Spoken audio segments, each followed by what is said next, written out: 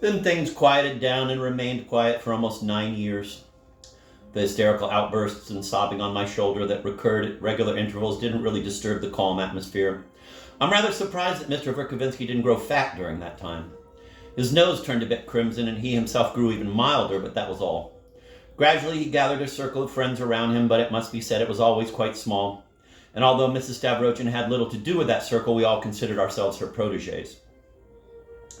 She had learned her lesson during her stay in Petersburg and now definitely installed herself in our town. That is, she lived there in the winter and in the summer stayed on her nearby estate Skvoreshniki. She never had so much weight and influence in our provincial society as during the last 7 of those years.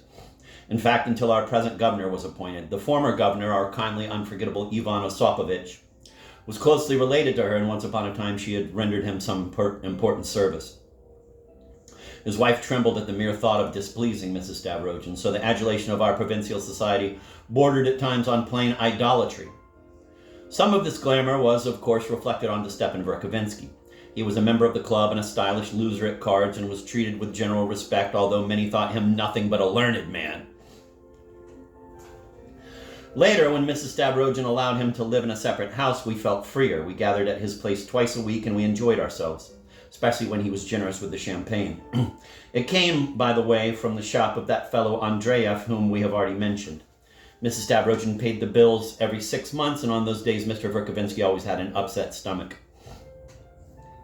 One of the earliest members of the circle was Laputin, a middle-aged official in the provincial administration, a great liberal with a reputation as an atheist in the town. He lived with his good-looking wife, who had brought him a handsome dowry and had 3 grown-up daughters. He kept his family terrorized and shut up at home. He was incredibly stingy and had managed to amass enough money to acquire a house and a bit of capital during his career as a public servant. He was a cantankerous character, and since he was also of modest station in life, he was little respected in the town, and not even received in top society. He was, moreover, a notoriously malicious gossip, and at least twice had been chastised for his slanders. Once by an officer and once by a landowner, the respected father of the family. But we liked his keen wit, his inquiring mind, and his talent for vicious jibes. Mrs. Stavrogin didn't like him, but he always managed to get around her. Nor did she have much love for Shatov, who had joined our group only a year or so before. Shatov was a former university student who had been expelled from the university after some scandal. As a boy, he had been one of Mr. Verkovensky's pupils. He was a serf by birth, the son of Mrs. Stavrogin's late valet Pavel. She had done a lot for him, but now she disliked him because she considered him ungrateful and she couldn't forgive him for not coming straight to her when he was expelled from the university. As a matter of fact, he didn't even answer the letter she wrote him at the time. Instead, he sold himself to some enlightened merchant as tutor to his children. He accompanied the merchant's family abroad, performing the functions of a nurse rather than a tutor, but then he was anxious to go abroad at the time. Just before they left on the trip, the merchant took on a governess for the children, an energetic Russian girl hired mostly because she was willing to accept such a modest salary. Within a couple of months, she was fired by the merchant for free thinking. Shatov left and followed her to Geneva, where they were married. They lived together for about 3 weeks and parted like free people without obligations toward each other, although poverty was also a factor in their separation. After that, Shatov wandered about Europe by himself for a long time, living God knows how, polishing shoes in the street, working as a stevedore in seaports. Finally, about a year before he had returned to his hometown and gone to live with an old aunt, whom he buried a month later. Shatov had a sister called Dasha, who had been brought up by Mrs. Stavrogin and whom the lady now liked very much and treated as an equal. But he had very little contact with her. Among us, he was rather gloomy and taciturn, and when someone attacked his convictions, he became morbidly irritated and unrestrained in his language. "Tie Shatov up first and then argue," Mr. Verkovensky used to quip, but he was rather fond of him. When abroad, Shatov radically altered his former socialist convictions and jumped to the other extreme. He was one of those Russian idealists who, once struck by some overwhelming idea, becomes obsessed by it, sometimes for the rest of his life. He cannot ever really grasp it, but he believes in it passionately, and his life becomes an uninterrupted series of agonizing pangs, as if he were half crushed by a heavy stone. Physically, Shatov fitted his convictions very well. He was clumsy, tow-headed, unkempt, short, big-shouldered, with blonde, almost white, bushy eyebrows. His permanent frown and obstinately lowered eyes made him always look embarrassed about something. On his head, one particular tuft of hair never flattened down, but always stuck up like some plant. He was 27 or 28. No wonder his wife deserted him, Mrs. Stavrogin said once, giving him a thorough looking over. Shatov always tried to dress neatly despite his extreme poverty. He never asked Mrs. Stavrogin for help, managing as well as he could by doing odd jobs for the local merchants. At one point, he actually clerked in a grocery. At another, he was supposed to sail off on a riverboat with a load of merchandise, but fell ill just before leaving. It is hard to imagine the poverty he could stand without even giving it a thought. After his sickness, Mrs. Stavrogin sent him 100 rubles anonymously. He found out, however, who had sent the money, mulled over what he should do, decided to accept it, and went over to thank her. She received him with overwhelming warmth, but even on this occasion, Shatov managed to disappoint her and disgrace himself. He stayed only 5 minutes and didn't say a word. He kept staring at the floor with a stupid, frozen smile. Then, at the most interesting point in her speech, he suddenly rose without waiting for her to finish her sentence, nodded awkwardly without looking at her, and totally confused, stumbled against her expensive inlaid sewing table, which tipped over, fell, and broke. Finally, dead with shame, he rushed out. Laputin often reproached him after that for having accepted the 100 rubles from that despotic woman, a former serf owner, and for not only accepting them, but even trotting over there to thank her. Shatov lived at the edge of town and kept very much to himself. He didn't like any of us to come and see him, but he came regularly to Mr. Verkovensky's gatherings and borrowed books and newspapers from him. There was another young man who came to our gatherings. He was a young local official called Virginsky. In some ways, he was a bit like Shatov, although in others he seemed as different from him as it was possible to be. He was what is known as a family man. He was a very sad young man. Actually, he was already past 30, and well educated, although mostly self-taught. He was poor, married, and worked in a department of the local administration. He also supported his wife's aunt and sister. His wife and the other two ladies held the most progressive political views, which, however, they formulated rather crudely. An illustration of what Mr. Verkovensky meant when he spoke on some occasions of, quote, ideas that get caught up in the street, end of quote. They took everything they read literally, and at a hint from progressive circles in the capital, they'd have tossed out of their windows everything they were advised to toss out. In our town, Mrs. Virginsky practiced as a midwife. Before her marriage, she had lived for a long time in Petersburg. Virginsky himself was a man of exceptional purity of heart, and I have never come across a set of more passionately held convictions. Never, never will I give up these bright hopes, he told me with shining eyes. He always spoke of these bright hopes quietly, almost in a whisper, as if he were mentioning something secret. He was quite tall, but very thin, and his shoulders were strikingly narrow. His hair had a reddish tinge and was growing thin. He took Mr. Verkovensky's jibes at some of his opinions meekly, but when he answered him, he spoke very seriously, often leaving Mr. Verkovensky speechless. Mr. Verkovensky treated him kindly and paternally, as for that matter he treated us all.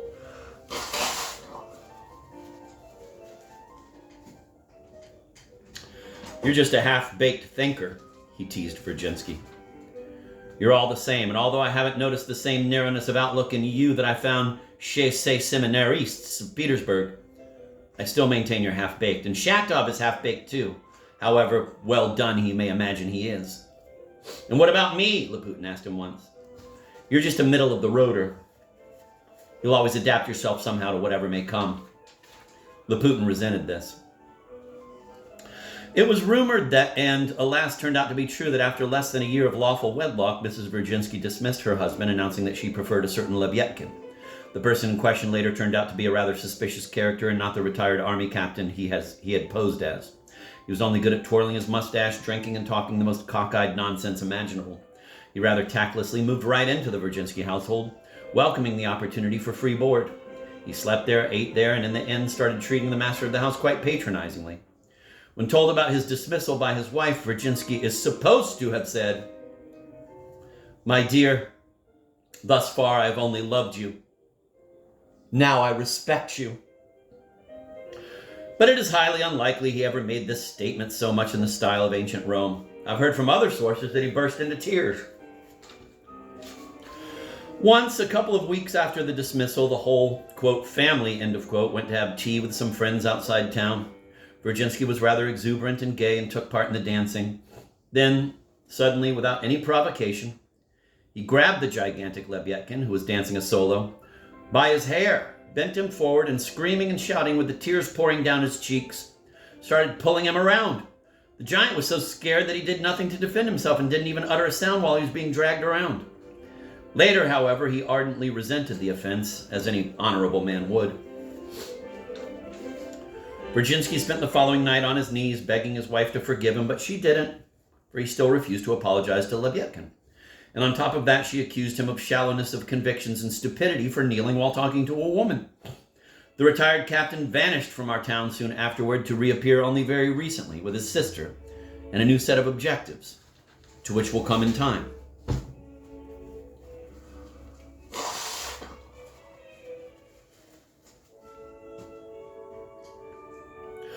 So it was no wonder that the wretched family man sought refuge among us and needed our companionship. However, he never mentioned his family affairs in public. Only once, when the two of us were going home from Mr. Verkovensky's place, did he say something vague about his unhappiness, but then he immediately seized my arm and said heatedly, it's nothing but a private matter that can in no way interfere with the common cause.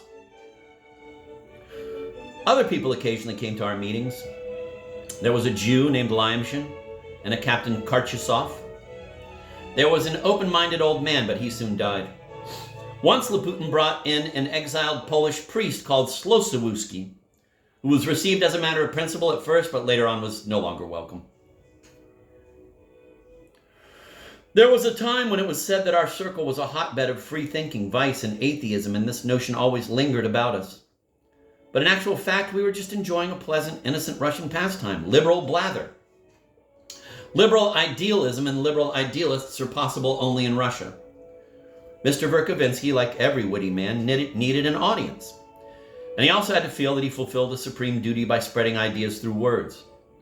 Finally, he obviously needed someone to sip champagne with while exchanging a certain brand of pleasant Russian ideas about Russia, God in general, and the, quote, Russian God, end quote, in particular, repeating for the 100th time scandalous little jibes against the Russian authorities that everyone knew by heart.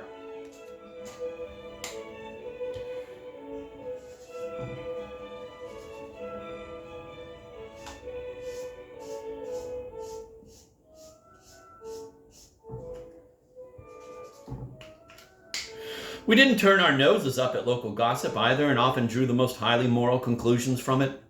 We also frequently drifted into matters concerning mankind as a whole, discussing the future of Europe and the fate of man, forecasting dogmatically that Caesarism would reduce France to a second-rate power, a thing we were certain was imminent. The Pope, we felt sure, would become just another cardinal in a unified Italy.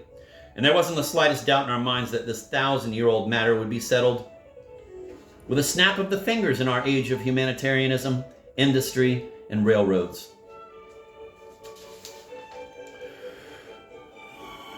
But then idealistic Russian liberals had the same easy approach to everything.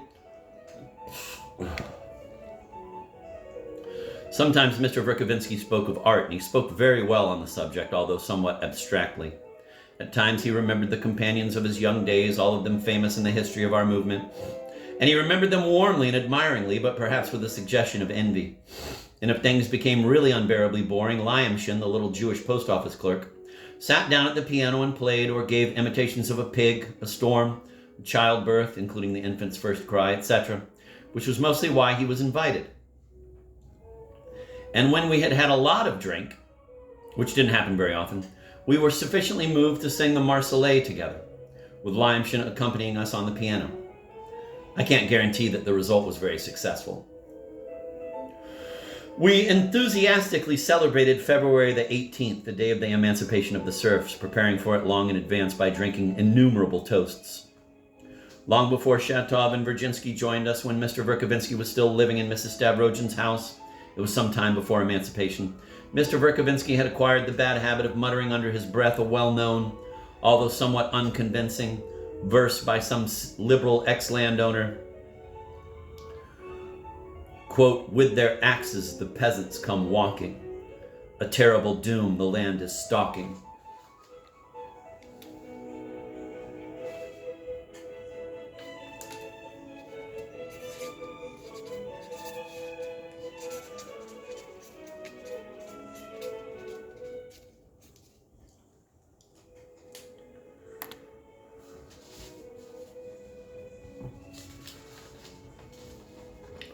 With their axes the peasants come walking, a terrible doom the land is stalking, end of quote.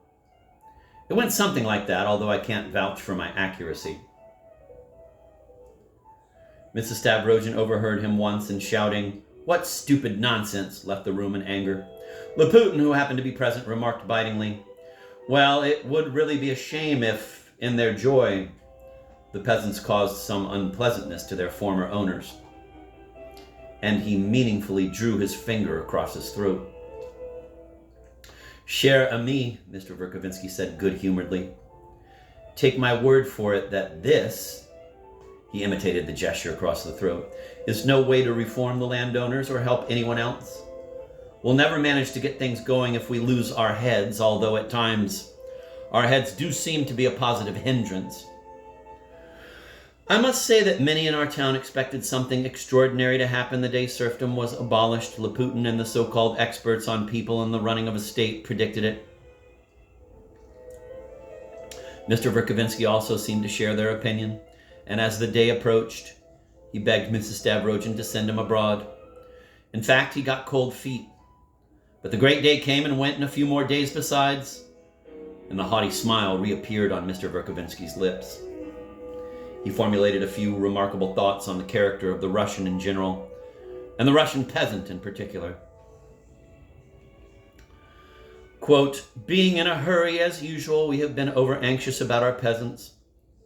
We have made them fashionable. A whole section of our literature has fussed about them as if they were some newly discovered precious stones. We've crowned their lice-infested heads with laurels, while in reality, in the past 1,000 years, all we've got out of the Russian village is the Komarinsky dance." Once a great Russian poet, who at the same time had some sense of humor, exclaimed, on seeing the great Rachel on the stage for the first time, "I wouldn't exchange Rachel for a Russian peasant." I'm prepared to go even further than that. I would give all the peasants in Russia for one Rachel. Let's face things soberly and stop mistaking our homemade grease for cleaning boots with Le Bouquet de l'Impératrice perfume. End of quote.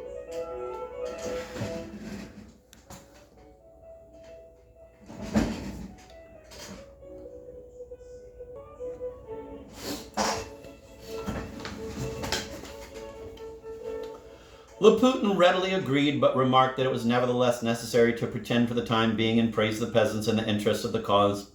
He pointed out that even ladies of the highest society had shed hot tears over Grigorovich's story, Anton the Sufferer, and some of them had even written from Paris to their estate managers back home, telling them that henceforth they were to treat the serfs as humanely as possible.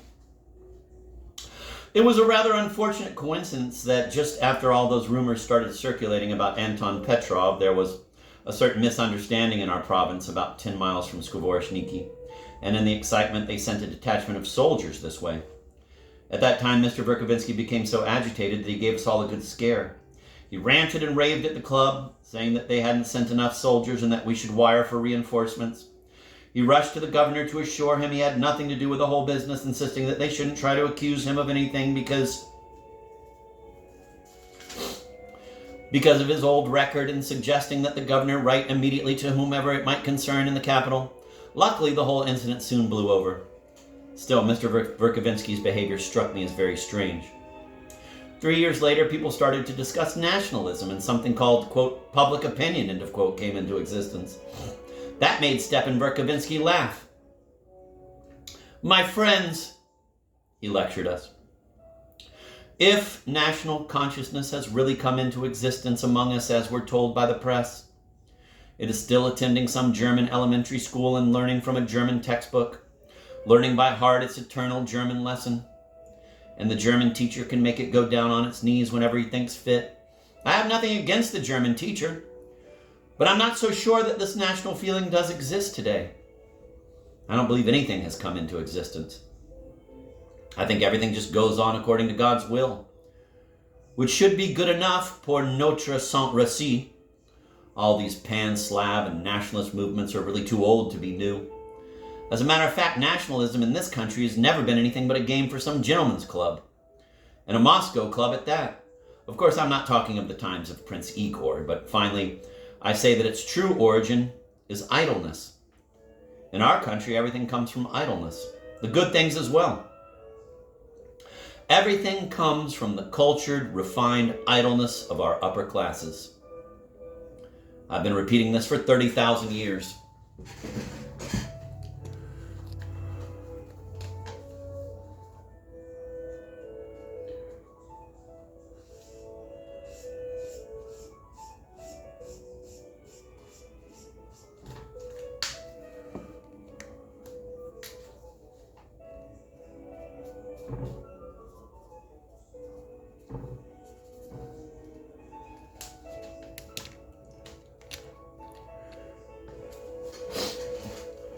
Besides, we don't know how to live by our own labor. So why are they making all this fuss about some nascent public opinion? What has happened? Did it fall suddenly from the sky? Can't they see that to have an opinion, people have to work themselves, have their own initiative, and have personal experience? No one gets anything for nothing. When we all work, we shall have our own opinions, and since we'll never go to work, those who work in our stead will make up our minds for us.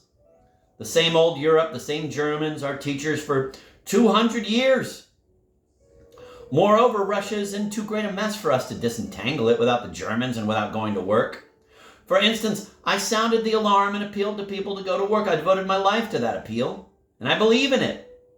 And I believed in it, fool that I was. Now I don't believe any longer. But I keep pulling the rope of the alarm bell, and I'll go on ringing until the bell tolls my own requiem. Alas, we went along with him. We applauded our teacher, and with what enthusiasm! But then don't we still hear all around us the same nice, clever old Russian nonsense? Our teacher did believe in God. I don't know why everyone around here insists I'm an atheist, he said. I believe in God. But let's make a distinction.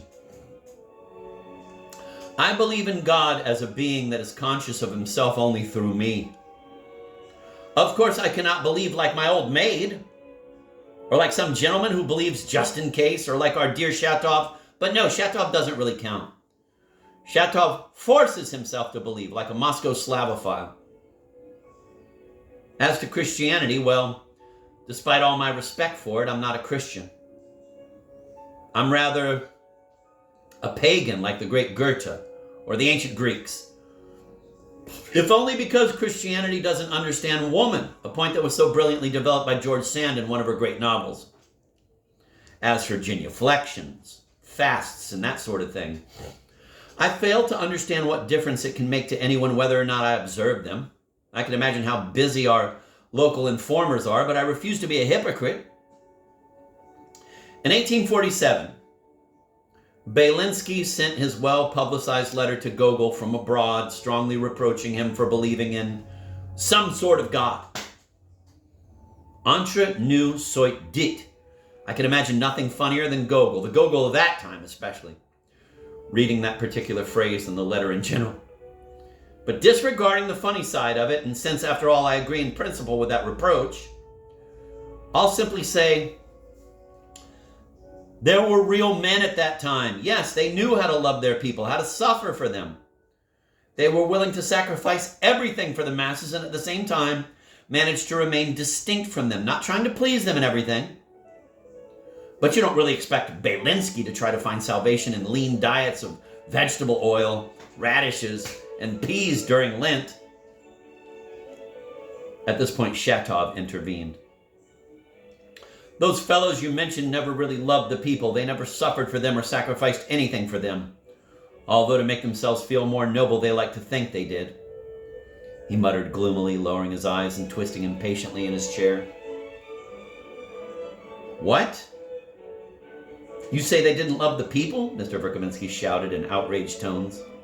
You don't know what you're talking about. They loved the people, most certainly. They loved neither the people nor Russia, Shatov yelled back, his eyes flashing. It's impossible to love something you know nothing about, and they didn't know a damn thing about the Russian people. All of you, including yourself, and especially Belinsky, had just the most cursory glimpse of the Russian people. You can see that from his letter to Gogol alone. Belinsky is just like the fellow in Krylov's fable who, when he visited a menagerie, spent his time marveling at some French social insects, and so managed to overlook the elephants. He began and ended with those bugs. Even so, I'd say Belinsky was cleverer than the lot of you. As to the rest of you, you've not only failed to look at the Russian masses, but treated them with scornful distaste, judging by the fact that by people you've always understood the French people. And at that, only the people of Paris. And you're ashamed that the Russian people aren't like them. That's the truth. And a man who has no country has no God either.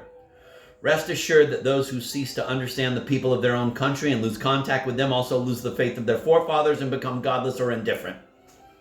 Yes, it always proves true. That's why you and a lot of us today are either despicable atheists or indifferent, vicious, human muck. Yes, Mr. Verkovensky, you too. I make no exception for you. As a matter of fact, I was thinking of you when I said all that. Having delivered his speech, a thing he did from time to time, Shatov, as usual, grabbed his cap and rushed to the door, convinced that now his friendship with Mr. Verkovensky was finally ended.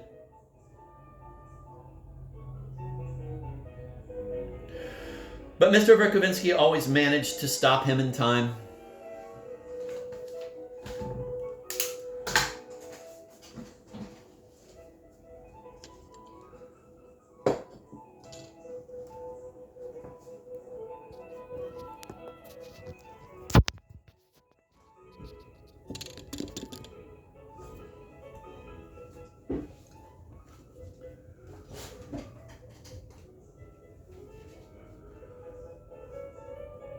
"All right, Shatov," he said good-humoredly, offering him his hand without rising from his armchair.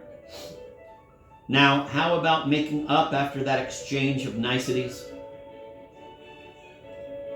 Awkward and self-conscious, Shatov hated sentimental effusions. Outwardly abrupt and uncouth, he was, I believe, secretly an extremely sensitive man, and although he often lost all sense of proportion, he himself was the first to suffer from it. So, after making some grunting noises over Mr. Verkovensky's suggestion and shuffling his feet like a bear for a while, he suddenly grinned, put down his cap, and sat down, all without once raising his eyes from the floor. Of course, on these occasions, wine was brought in, and Mr. Verkovensky proposed some appropriate toast, usually to one of the great social fighters of the past.